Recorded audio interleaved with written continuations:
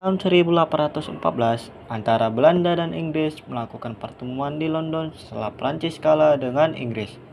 Pertemuan ini menghasilkan Convention of London atau Konvensi London yang ditandatangani pada 13 Agustus 1814.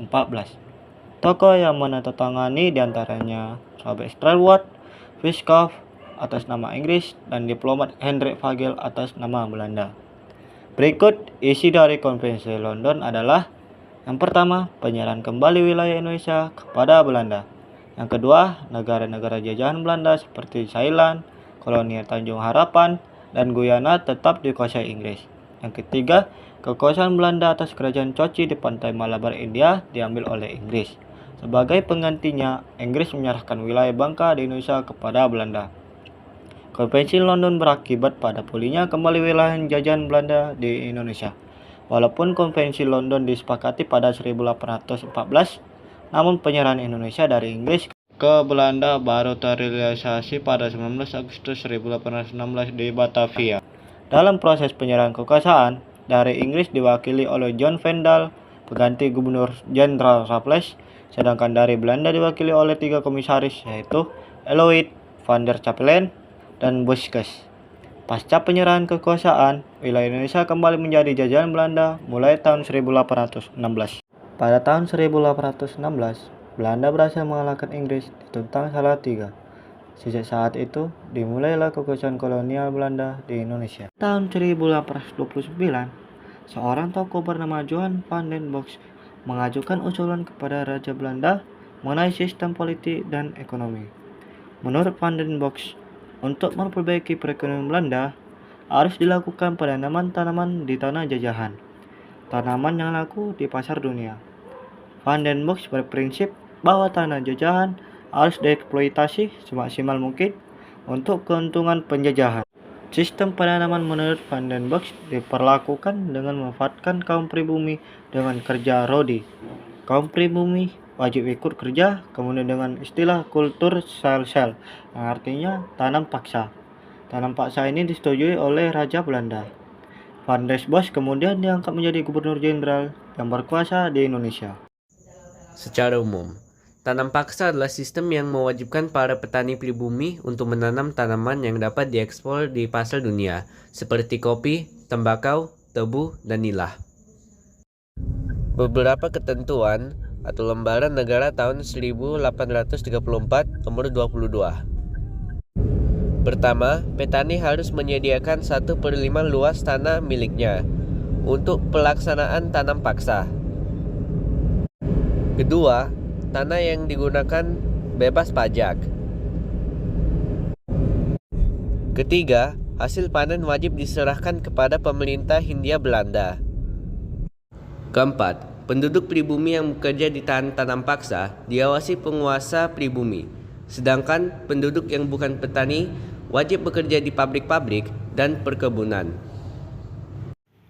Selanjutnya, dalam pelaksanaan tanam paksa, peran penguasa pribumi sangat penting sebagai penggerak petani dan penghubung dengan pemerintah Belanda. Para penguasa pribumi akan diberikan bonus atau kultur prosenten oleh pemerintah Belanda.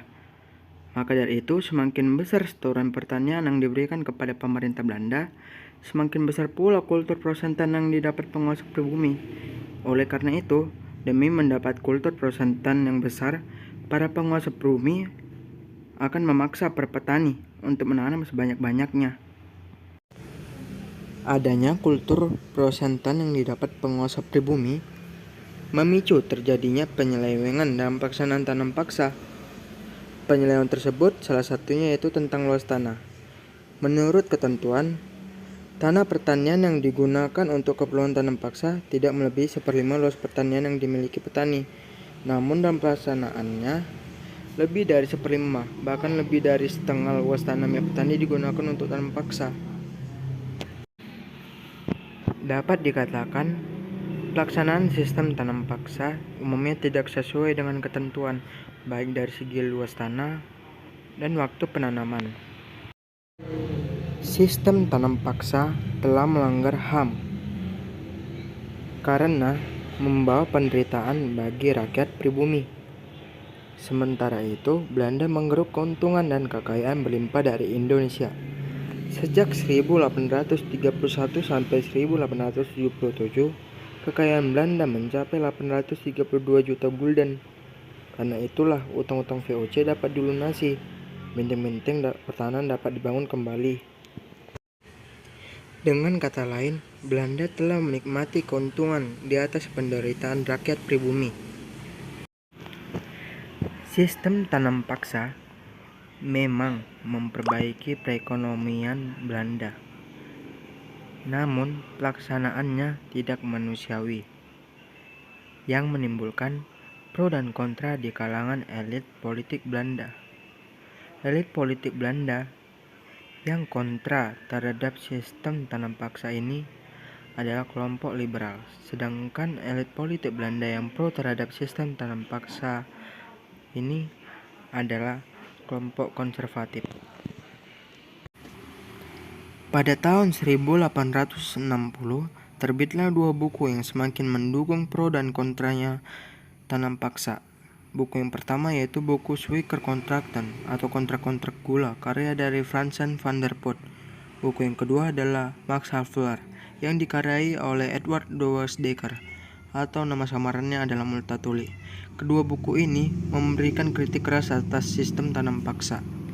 Sejak terbitnya kedua buku ini, secara berangsur sistem tanam paksa mulai dihapus, kemudian digantikan dengan sistem ekonomi liberal di mana kegiatan ekonomi di tanah jajahan diserahkan ke pihak swasta, sehingga disebutlah sistem usaha swasta.